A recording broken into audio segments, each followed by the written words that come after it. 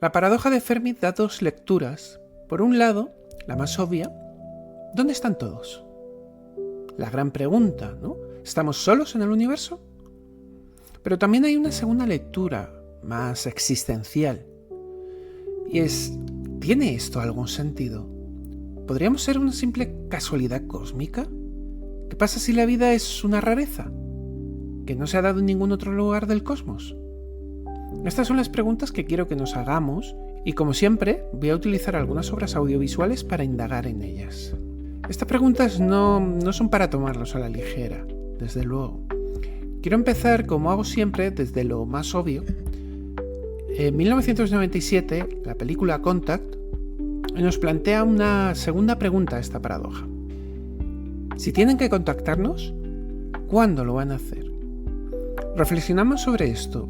La paradoja tiene muchas posibles respuestas, pero una de ellas es, quizá aún no es el momento en el que deban de contactar con nosotros. Pero si es así, si no han contactado ahora, no han contactado durante todo este tiempo por algún motivo, ¿cuándo? ¿Cuándo es el momento en el que deben de contactar? ¿Qué condiciones deberían ser o deberían darse para que ese contacto se pueda realizar? Contacto os invita a pensar que la llave está. Solo hay que aprender a verla. Es posible que lo que sucede es que aún tengamos que aprender lo básico, lo esencial. Pensemos que para viajar al espacio hemos tenido antes que aprender a volar. Nosotros, como seres humanos, hemos estado miles de años sin volar, y en el momento en que empiezas a volar, salir al espacio se hace casi instantáneo. La aeronáutica avanzó muchísimo, a una velocidad muy rápida, pero pasamos muchísimo tiempo sin aviones. Esto es muy interesante plantearlo desde este punto de vista. Para manejar la energía nuclear hemos tenido que aprender a usar el carbón. Pero también es posible que esto sea una visión muy etnocéntrica, que nos haga creer que vamos por un camino ascendente, un camino que va hacia algún sitio, en lugar de simplemente descubrir cosas pues porque sí, porque avanzamos no hacia una dirección, sino estamos descubriendo cosas. En la película de 2001, Una odisea del espacio, de 1968, Kubrick nos muestra que hay algo que está ahí, que no podemos entender, pero que su presencia, su interacción con la humanidad, estaría desde el comienzo mismo de nuestra historia, incluso antes. Pero no somos capaces de entenderlo, aunque nos esté llevando de la mano y su presencia esté ahí. Se nos pasa desapercibido y nos va dando como un pequeño impulso. Cada X tiempo damos ese gran salto, ¿no? Y en 2016, la película de La Llegada, y esta película me la voy a reservar para el capítulo de divagaciones, es una obra magna del lenguaje cinematográfico. Ya entraré en detalle en ese capítulo. Y también juega con esa pregunta, pero desde otra perspectiva diferente, ¿no? Quizá contactarían con nosotros en el momento en el que nosotros vamos a meter la pata. Es decir, no nos han contactado porque no han tenido necesidad, no quieren contactarnos, ¿no? Hasta que se dicen a sí mismos, actuamos, o si no actuamos ya no hay marcha atrás, ¿no? En esta película los heptápodos precisamente llegan en el momento, en ese instante, y no en otro, ni antes ni después, porque es el momento en el que el daño que se le va a hacer al mundo, si no van en ese momento, va a ser irreversible. O interactúan ahora o no habrá futuro. Pero claro, son unos pensamientos pesimistas, ¿no? Y eso también da mucho juego, muchísimo juego a la hora de contar historias. Entre lo pesimista y lo esperanzador nos podemos mover en diferentes puntos hasta llegar incluso al terror puro. Esto me recuerda a dos videojuegos. Está la saga de Deep Space y la de Alien Isolation. Aunque, bueno, Alien Isolation está vinculada con Alien el octavo pasajero y las películas posteriores de Alien, Prometheus y todo lo que hay alrededor de Alien, que nos plantea otra posibilidad. ¿Y si ellos no son amigables? O incluso directamente, si son depredadores. no tienen ningún interés de hablar, de relacionarse, solo su interés es el de depredación, el de atacar, el de destruir. Entra en resonancia con la interpretación de la hipótesis del bosque oscuro. Es decir, ¿dónde están todos? Pues en todas partes, pero ocultos, escondidos, evitando que los depredadores les ataquen. Precisamente en la serie El problema de los tres cuerpos se plantea esto. ¿Nos dejamos ver? ¿O quizá es un riesgo innecesario? Esto había mucha gente que planteaba también, ¿no? Estamos quizá dando demasiadas señales al espacio, y si atraemos lo que no debemos. Eso también ha dado muchísimo juego en el cine. Y ya que lo vemos desde esta perspectiva del depredador, ¿no?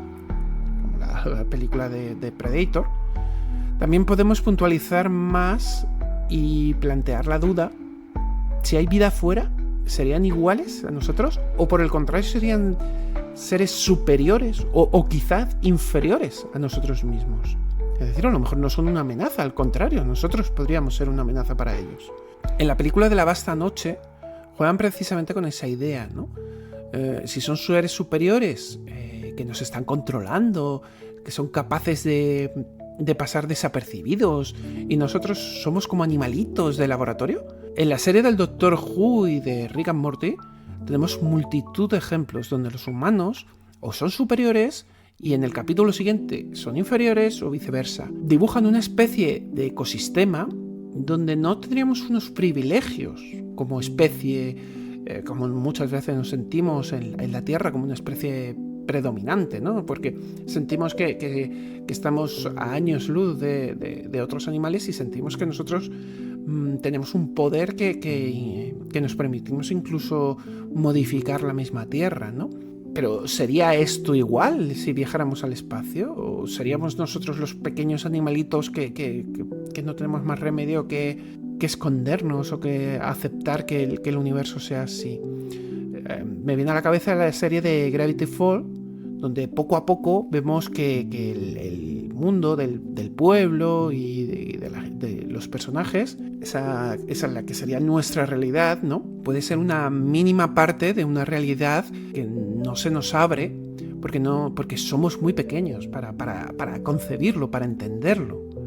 Y de ahí vamos a la respuesta más desalentadora de todas, como nos planteaba Soko en el cuento. ¿Y si hemos llegado tarde? ¿O si simplemente no hay nadie?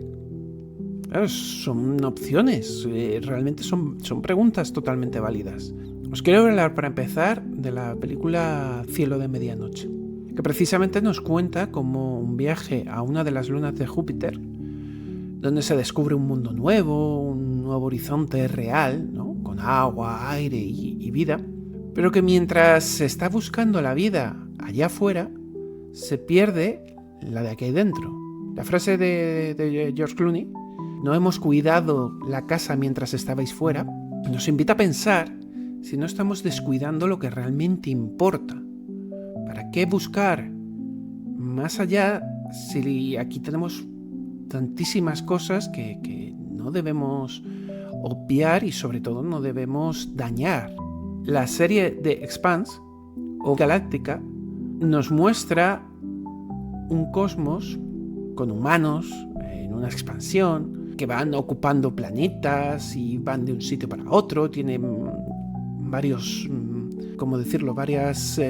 sociedades o civilizaciones, pero siempre son humanos y están solos. Es un universo vacío, aunque estén ocupando 20 planetas, pero es que no hay nada más que humanos, lo que quiere decir que se han extendido, pero no han encontrado nada más, no ningún otro ser. En el videojuego No Man's Sky presenta un universo inmensamente, desmesuradamente vacío. Nos enseña de una manera interactiva cuán fácil es no encontrar nada de nada. Y teniendo en cuenta las distancias y la complejidad de los límites de la velocidad, relacionado con la velocidad de la luz, etcétera, etcétera, es que eso implica que hay muchísimo vacío. Es un universo virtualmente vacío. Otro videojuego, Outer Worlds, nos invita a reflexionar sobre sobre llegar tarde, ¿no? Sobre los restos de un universo que no hemos visto, una historia que nos hemos perdido. Y es que nadie nos dice qué momento es este. Somos capaces de calcular el tiempo del universo de manera muy aproximada e incluso calculamos posibles finales. Pero saber que estás en un punto de la edad del universo no lo convierte en pronto o tarde. No hace que este momento sea un momento privilegiado. ¿Ha pasado lo que tenía que pasar? ¿O lo que tiene que pasar está por venir? Es decir, ¿hoy es tarde o hoy es pronto? Pensémoslo, por ejemplo, en la historia de la humanidad, ¿verdad? Ahora nos vemos como, estamos en un momento súper avanzado, tal. Pero a lo mejor lo más interesante ya pasó. O a lo mejor lo más interesante fueron hace 100, 200 o 300 años. Y nosotros ahora mismo estamos en el postproceso o en la decadencia. O al contrario, o a lo mejor lo más interesante vendrá dentro de 500 o 600 años. Y hoy es muy pronto para la humanidad. Claro, nosotros podemos saber cuánto tiempo hace desde que la humanidad surgió y podemos hacer predicciones de cuánto va a tardar. Pero claro, no podemos saber realmente si el momento actual es un momento privilegiado o si llegamos tarde. Y ahora voy a dar un giro de 180 grados y voy a cambiar la dirección de la mirada. En lugar de mirar hacia afuera, quiero mirar hacia adentro. Como decía al principio, la pregunta del sentido, el miedo existencial, el sentimiento de desamparo. Quiero ver la paradoja de Fermi sin viajar a las estrellas, con ejemplos que se ajustan a ella sin hablar del cosmos. Hay un género en sí mismo, con las películas de búnkers, que son esencialmente esto. En estos tiempos extraños en los que vivimos, quizás sea un género con un importante potencial para reaparecer. Hay películas como la alemana Das Bunker de 2001, Haydn de 2015, o una película que a mí me encanta personalmente, que es El Día de los Muertos de 1985 de George A. Romero, donde nos preguntamos, ¿qué pasó? ¿Por qué estamos aquí? ¿Por qué estamos encerrados en este búnker? ¿Qué es lo que ha pasado fuera? Pero también nos hacemos la pregunta, ¿acaso hay alguien fuera? ¿Queda alguien con vida fuera? Pensar, por ejemplo, en el Día de los Muertos. El Día de los Muertos gira alrededor de la pregunta de si habrá alguien en otro sitio, en otro búnker, si habrá sobrevivido alguien. Para un cosmólogo, la Tierra es un pequeño búnker y la inmensidad del cosmos tiene una innumerable cantidad de planetas que nuestros ojos no pueden ver, que quizás sean rocas inertes o mundos increíbles, pero no somos capaces de salir de nuestro refugio, donde tenemos sustento y una vida. Pero, ¿qué nos bloquea el saber? ¿Qué está pasando ahí fuera? Y en la perspectiva introspectiva y el análisis innecesariamente forzado, os voy a invitar a pensar con un capítulo de Los Simpson. En el episodio 9 de la 12ª temporada, el capítulo, no sé cómo pronunciarlo, no sé, H-O-M y la R al revés, Homer descubre lo solo que puede estar en el mundo cuando su coeficiente intelectual aumenta drásticamente al retirarse un lapicero de colores del cerebro. Que dicho así, pero que también nos hace preguntarnos una incómoda posibilidad. ¿Y si todo esto es una pura invención? ¿Un sinsentido que nosotros estamos intentándole dar? Quizá no hay nada más. Solo es una casualidad, sin ningún tipo de sentido o necesidad. Pero claro, ¿quién quiere esa respuesta? Vuelva a insertarme la pintura en el cerebro, por favor. ¿Recordáis el capítulo anterior de este podcast? El de si esa es la verdad, no la quiero. Bueno, pues esto. En The Office hay un capítulo muy interesante que nos plantea esa visión. Desde el punto de vista de Michael, en el capítulo 17 de la 3ª temporada, que es titulado Business School, donde el becario le lleva a la universidad. Michael cree que lo lleva como un gran ejemplo de éxito, pero la realidad es que quiere evidenciarlo, que es un dinosaurio que se está sujetando al declive. Quizá nosotros nos vemos en el universo como los avanzados, los seres que todos querrían conocer. Quizá pensamos que otros seres vendrían y al descubrirnos dirían: ¡oh, increíble, he descubierto vida! Cuando en realidad, a lo mejor un ser del espacio nos vería con lástima y diría: ¡oh, pobrecillos, mira! En su estado de civilización precaria, queriendo conocer a los mayores, ¿no? Da un poco que pensar. Quiero rematar el análisis con 2 series de Cartoon Network que creo que son más recurrentes que mi propia voz en estos podcasts.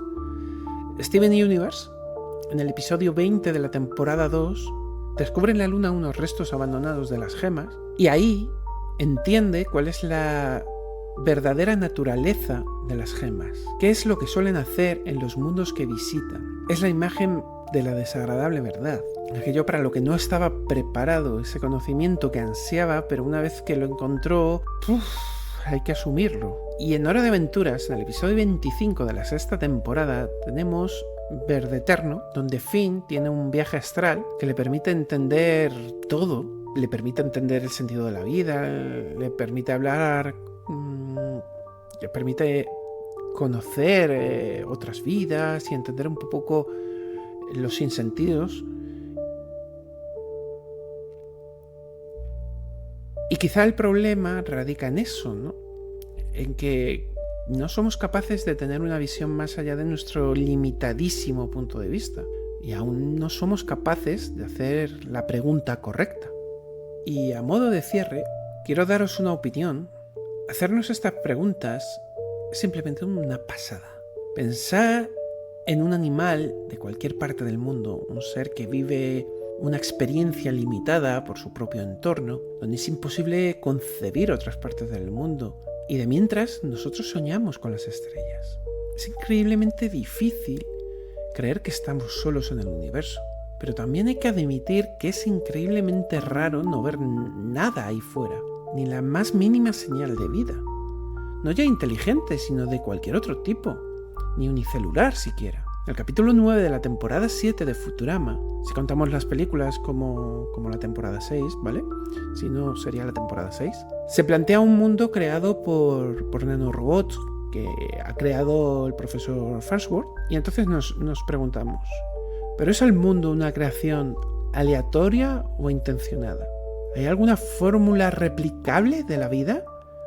Una cosa que a mí personalmente siempre me dejó increíblemente alucinado es que toda la vida en la Tierra venga del mismo, entre comillas, modelo base, de una célula primigenia. A ver, tengamos esto en mente, ¿vale? Todas las células, todas las del mundo, vegetales, de hongos, de animales, de todo ser vivo multicelular o unicelular, provienen de esa primera forma de vida. Es decir, la vida se genera una única vez en nuestro planeta. Una única vez. Se crea esa célula de la que después partirán todas las demás células. No existe un modelo vital múltiple. Podrían existir, por ejemplo, 3 formas distintas, ¿no? Y a partir de esas 3 formas, pues líneas diferentes, totalmente incompatibles entre ellas. Pero no. Todo parte de un único nodo en común.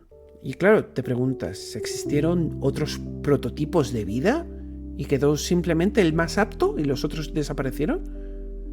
¿Solo se dio una única oportunidad de creación y en ese único y posible momento todo salió bien? ¿Y nos ha vuelto a dar? ¿Nos han vuelto a dar las condiciones para que espontáneamente surja una nueva protocélula? ¿O otra cosa diferente? ¿O acaso es imposible que surja vida con otras condiciones iniciales? Y siempre la primera célula va a ser igual, sea como sea y sea donde sea. No hay otra forma de vida que esa célula original. O directamente hay una especie de forma vital que va recorriendo las estrellas, polinizando planetas. Son preguntas que jamás recibirán una respuesta. O quizás sí. No sé, yo qué sé. Es posible que me haya puesto muy intensito en este capítulo, pero es que personalmente creo que este tema lo merece. Y os soy sincero, poco a poco he ido cogiéndole el ritmo y las ganas al podcast, lo que me hace querer hablar más y más, generando muchas más preguntas. Espero haberos hecho preguntaros nuevas cuestiones o simplemente haceros pasar un buen rato con estas locuras de un servidor. Si ha sido así, hacérmelo saber en los comentarios y nos seguiremos haciendo preguntas entre todos. Un abrazo a todos.